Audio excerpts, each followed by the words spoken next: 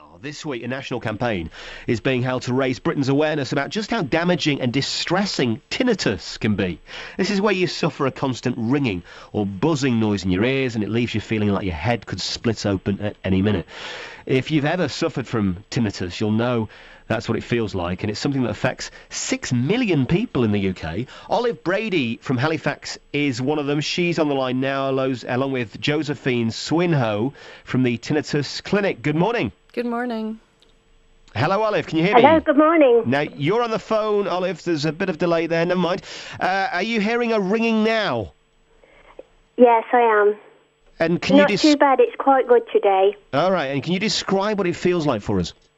It feels like just however you try and mask it, it'll get louder. It's a ringing constantly, and sometimes it goes on one single tone, and that is most devastating. Mostly at night, you can't sleep and you can't eat. I lost a lot of weight over this, and then I went to the ENT people.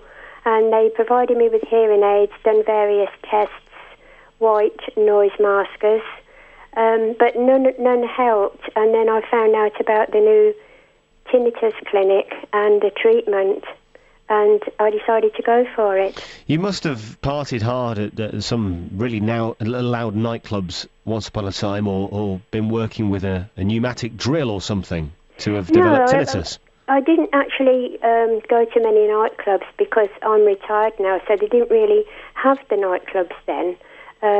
I actually got this in Italy when I was on holiday in May 2011. After having a shower, I got some water in my right ear, and it sent me deaf, and then led to an ear infection, and then the tinnitus started, and it transferred to the other ear, and it's been there ever since. And so I didn't realise you could catch tinnitus from normal ear infections. Josephine, is this something that's regular, usual?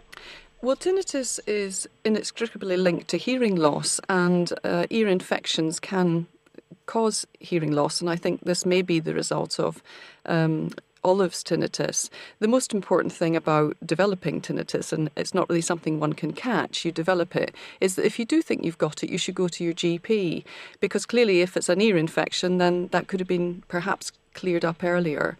But hearing loss is the beginning of a person's journey into tinnitus, and we see it a lot with older people, but unfortunately with younger people now and their exposure to loud music, for example.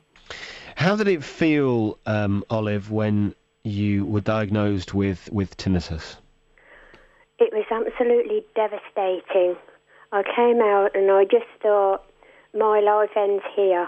If I have to put up with this for the rest of my life, I don't know what I'm going to do.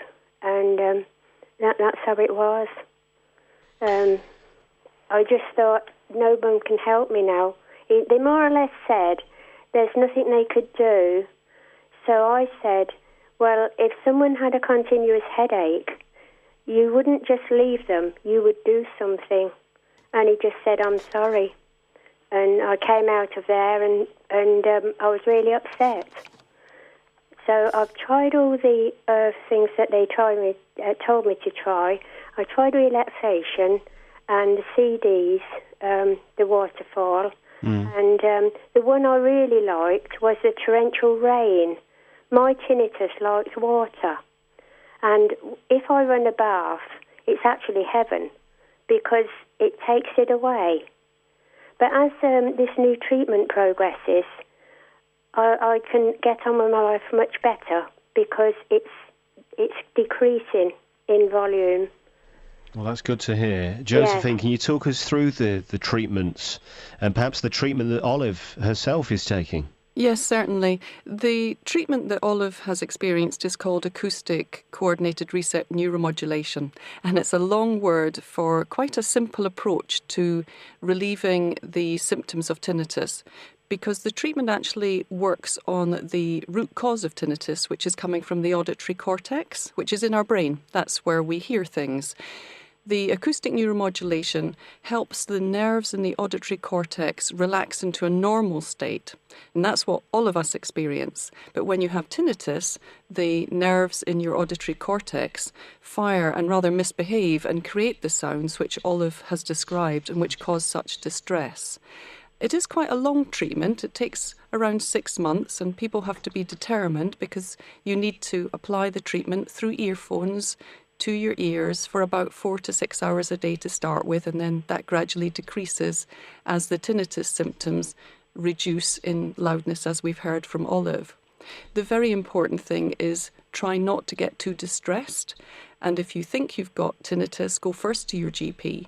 Now, unfortunately, the treatment we're describing at the moment isn't available on the National Health Service. It's a little bit too early for the National Health Service to adopt it. But patients like Olive have really experienced life-changing relief from symptoms, and that's the important thing. And Olive, you said before that when you were first diagnosed and you walked out of the GP surgery saying your life ends here. How do you feel about life now? Oh, I feel really good. I get 2, 3 or 4 consecutive days where it's very, very low, very bearable, and then I may have a bad day. But to me, you can have a bad day no matter what you have wrong with you. So yes, I've got my life back. Put it that way. Olive Brady, who suffers from tinnitus in Halifax, and Josephine Swinhoe of the Tinnitus Clinic on the show. Thanks, ladies, for coming on. BBC Radio Leeds, Tinnitus. Thanks so much for that, lady.